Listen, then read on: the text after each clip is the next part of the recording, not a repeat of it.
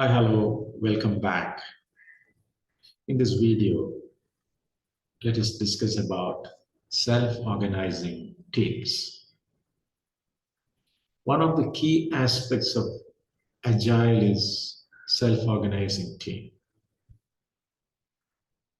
We know about command and control teams where there is a schedule prepared and the team is supposed to work according to the schedule. There will be tasks. These tasks are allocated to the team members and they just do the tasks based on the start date and end date, which are allocated to them. That means they don't have the authority to choose their tasks. Tasks are allocated to them. That is command and control mode. Whereas in self-organizing teams, the teams are really empowered to choose the work they want to do. That means the teams decide how they are going to achieve the goal of the sprint. What are the strategies, who will do what, everything is decided by the team. They have a lot of decision-making authority is given to them because unlike the traditional project manager, the scrum master is a servant leader and he has an empowered team which he supports from behind the scenes. He doesn't lead from the front. He doesn't allocate tasks. The team self-organizes around that sprint's goal and they decide who will do what, when. This is how Scrum works.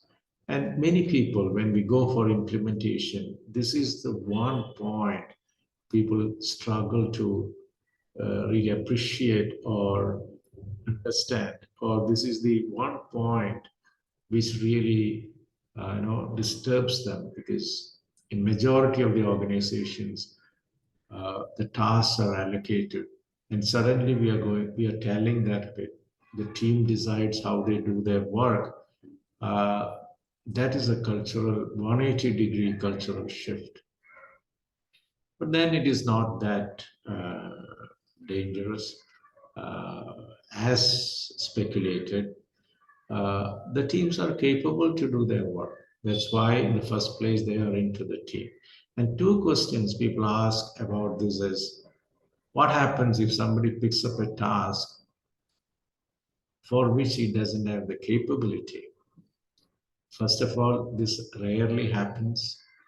The second one is if somebody picks up a task where others feel that he doesn't have the capability, maybe somebody else who is highly experienced in the team can help that person to accomplish that task successfully.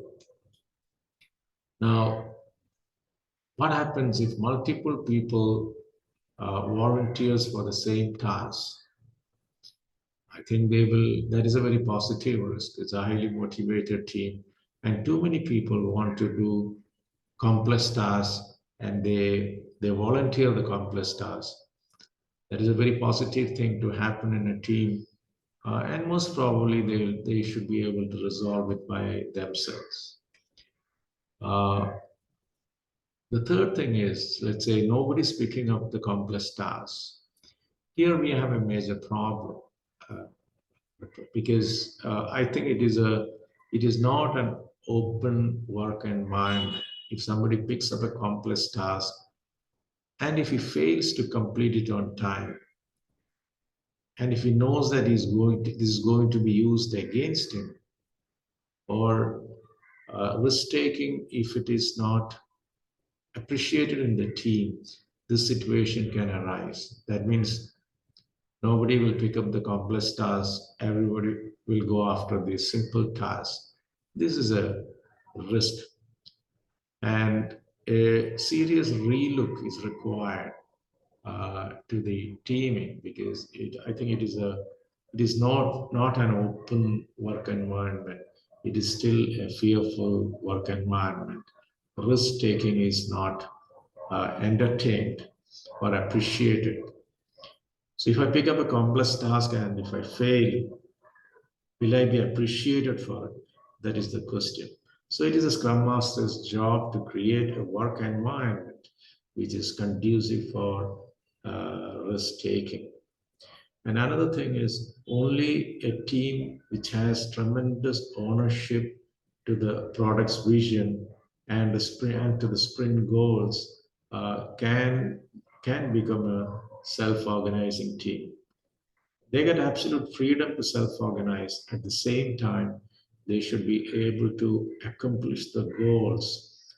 By and large, they should be able to accomplish their goals on time. This is a great experiment. Okay, now in my country, traditionally, we are all conditioned by command and control mode. We are comfortable if somebody asks us to do something. We are very much comfortable. We just do that.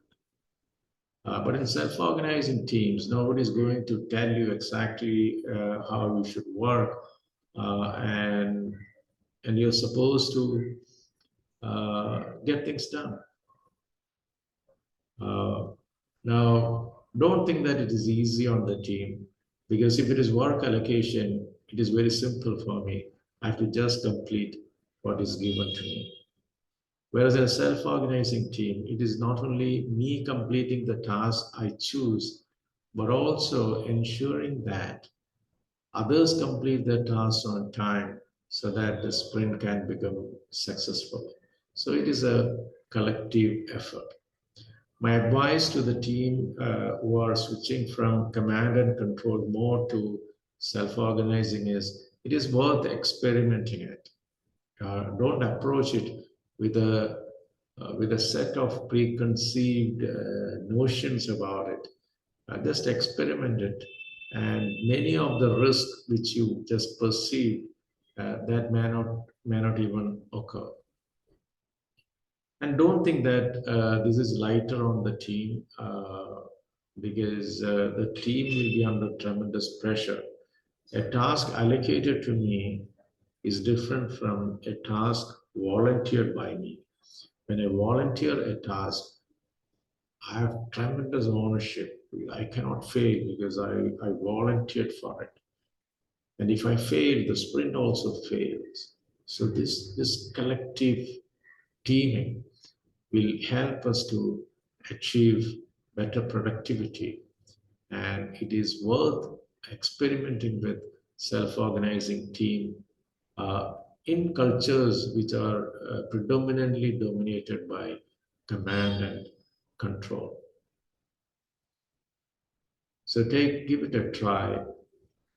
Uh, Sometimes highly capable people will volunteer for a lot of tasks, and people who doesn't have that kind of capability, they may not volunteer that many tasks. But still, that is the reality. What will happen if you allocate complex piece of work to somebody who doesn't have the necessary skills? It will end up in rework. Your resource loading and all those things looks beautiful, will look beautiful. Resource utilization graphs will look beautiful, but towards the end, the product will undergo multiple iterations of rework. That is reality. So here we have the team's capabilities. We also get uh, transparent very quickly in self-organizing teams. So my suggestion is it is better to take that risk. Because work allocation take the pressure away from the team, whereas self-organizing and work volunteering, the pressure on the team will be slightly higher and they will deliver. Thank you very much.